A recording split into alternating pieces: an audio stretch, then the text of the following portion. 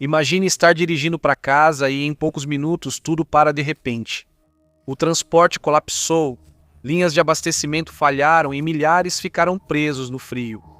Logo virou uma luta desesperada por sobrevivência, com indústrias inteiras colapsando sob a tempestade brutal. Os sobreviventes acreditavam que nunca veriam isso de novo. Mas apenas um ano depois, uma tempestade ainda pior atingiu, provando o quão catastroficamente despreparados eles realmente estavam.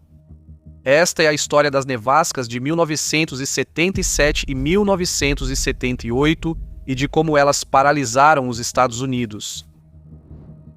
Na manhã de 28 de janeiro, milhares de habitantes de Buffalo estavam se deslocando quando uma parede de neve varreu o estado de Nova York. As autoridades sabiam que uma poderosa frente fria ártica estava atravessando o país, mas sua intensidade pegou todos de surpresa. Em poucas horas, motoristas enfrentavam neve até os joelhos. As temperaturas já tinham caído abaixo de zero e ventos com força de furacão varriam a cidade. Com a cidade em colapso, o Serviço Nacional de Meteorologia emitiu alerta urgente de nevasca, e os cidadãos questionavam como a situação piorou tão rápido. O que ninguém percebia era que as condições para essa tempestade vinham se formando há semanas. Buffalo já havia registrado mais de 150 polegadas de neve entre dezembro e janeiro, a maior parte da qual permanecia congelada no chão em camadas compactadas. Foi um dos invernos mais frios dos Estados Unidos, com neve caindo até na Flórida pela primeira vez. Com essas condições tão frias, o Lago Erie havia congelado mais cedo do que o normal, permitindo que uma enorme quantidade de neve se acumulasse em toda a sua vasta superfície. Então, quando o ar ártico abaixo de zero chegou à região, suas rajadas começaram a levantar quase 26 mil quilômetros quadrados de neve para o interior em direção à cidade. E com ventos previstos para durar 13 horas, tudo em seu caminho seria enterrado sob camadas de neve. À tarde, o céu sobre Buffalo havia escurecido. Ventos constantes chegavam a 70 milhas por hora e a tempestade estava apenas no começo do período previsto de pico de intensidade. Cidadãos alarmados saíram do trabalho mais cedo para buscar os filhos na escola e voltar para casa por estradas bloqueadas pela neve. Era uma nevasca. Era uma parede de neve branca. Você não conseguia ver nada. Você não conseguiria sobreviver 5 minutos nas condições em que operamos. Com a visibilidade quase zero, dirigir era impossível. O transporte público foi suspenso e as estradas fechadas, exceto para serviços de emergência. Se você já estiver no trecho de Niagara da Thruway, permaneça em seu carro. A polícia está tentando chegar até você com motos de neve, carros e o que for possível. Se conseguirem, podem se deslocar a pé, mas não entre em pânico, tudo bem? Mas isso ajudou pouco. A neve acumulava mais rápido do que as estradas eram limpas, prendendo os veículos no lugar. Milhares foram abandonados por toda a cidade, e essa combinação paralisou completamente a cidade.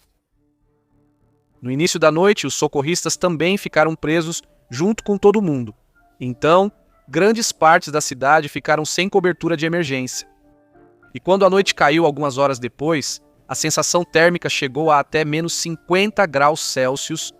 Agora era uma situação de vida ou morte, e as pessoas corriam para encontrar calor sentando-se em seus carros com os motores e aquecedores ligados em massa. Com a neve bloqueando a maioria das saídas dos gases de escape, autoridades locais emitiram alertas urgentes. Se deixar o motor ligado, cuidado com o risco de intoxicação por monóxido de carbono. Deixe a janela um pouco aberta para entrar um pouco de ar fresco. Se você se sentir cansado, enjoado ou sentir cheiro de gases de escape, abra a janela, mas só uma fresta. Mas logo isso deixou de ser uma preocupação. Os carros enguiçaram no frio intenso, deixando motoristas presos sem aquecimento. Sem opção, tentaram chegar a um local seguro a pé durante a tempestade. A situação ficou tão desesperadora que todos os quartos de hotel da cidade foram reservados, em alguns casos por pessoas que estavam a apenas alguns minutos de carro de casa. Em poucas horas, Buffalo havia parado completamente. Sem meios de lidar com a crise, o governador Hugh Carey declarou estado de emergência. A Guarda Nacional se mobilizou imediatamente e chegou no dia seguinte para socorrer a cidade. Enquanto trabalhavam para retomar o controle, ficou claro que Buffalo não estava sozinha. Embora Nova York tenha sido a mais atingida, cidades em toda a região dos Grandes Lagos, de Ohio à Pensilvânia, ficaram paralisadas quando a tempestade prejudicou redes inteiras de transporte. Ventos fortes durante a noite sepultaram as principais vias sob neve de vários pés de altura. Com rodovias e ferrovias interrompidas, suprimentos essenciais como alimentos e combustível deixaram de ser entregues. Centenas de milhares ficaram presas em carros, locais de trabalho e prédios públicos por toda a região, rezando por resgate. Eu fui trabalhar numa sexta-feira e só consegui voltar para casa depois de cerca de 2 semanas. Mas a falha mais crítica veio dos rios. Um trecho de 180 milhas do rio Mississippi congelou, parando uma das rotas de transporte mais importantes do país. Centenas de barcaças transportando combustível, produtos químicos e suprimentos essenciais ficaram presas no gelo, interrompendo linhas de abastecimento importantes em vários estados. Sem solução rápida, não se sabia por quanto tempo as entregas de combustível atrasariam. A interrupção ocorreu no pior momento por razões além do frio. O gás natural estava em falta durante toda a década de 1970. O país só conseguia manter reservas limitadas, mesmo antes da chegada do inverno rigoroso.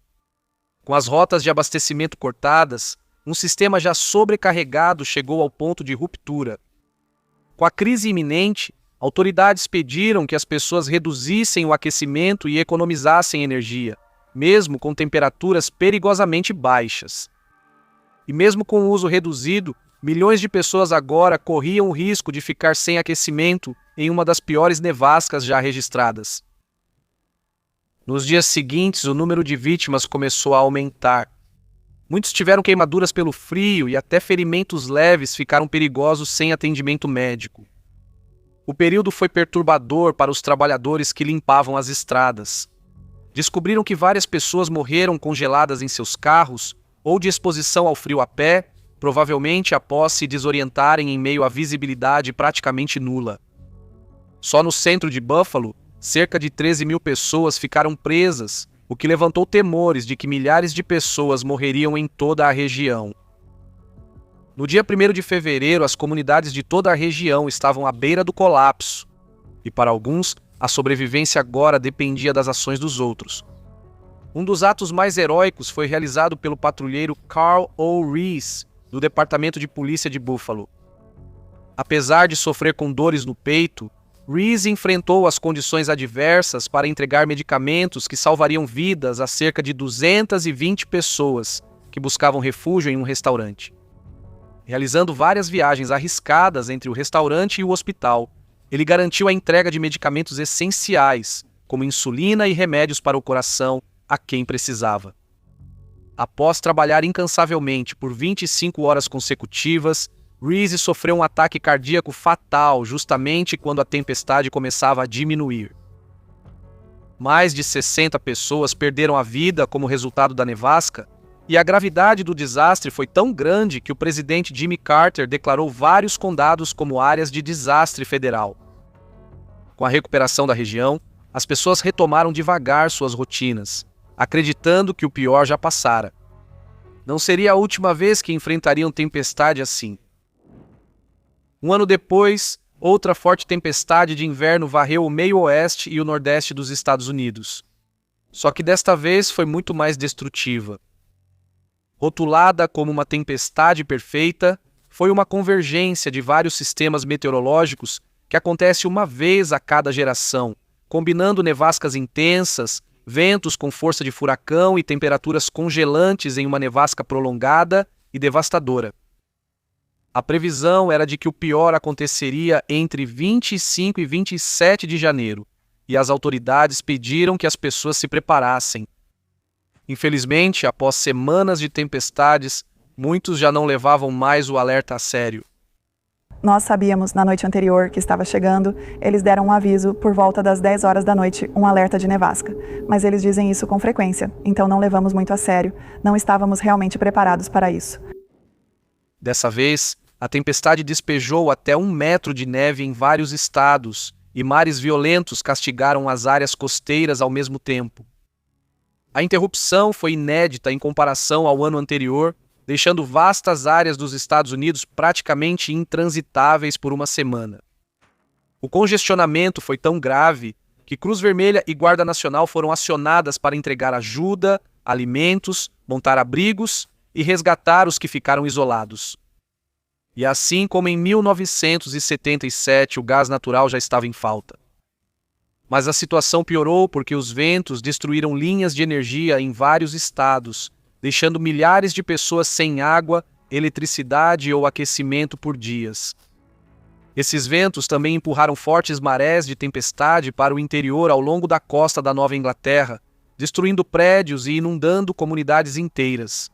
Quando a nevasca finalmente começou a diminuir, milhares de casas já tinham sido danificadas, com prejuízos em propriedades e infraestrutura, totalizando US$1 bilhão. Foi uma cena que a Guarda Nacional comparou ao que restaria após um ataque nuclear.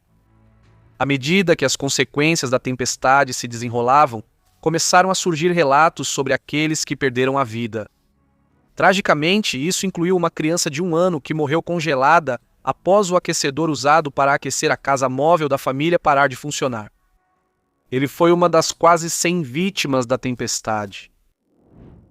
As nevascas consecutivas expuseram o quanto o país era vulnerável a tempestades de inverno extremas, e seu impacto contribuiu para o presidente Jimmy Carter estabelecer a Agência Federal de Gerenciamento de Emergências no ano seguinte para coordenar melhor a resposta do país a desastres. Se você achou este vídeo interessante, por favor, considere se inscrever. Isso está ajudando muito.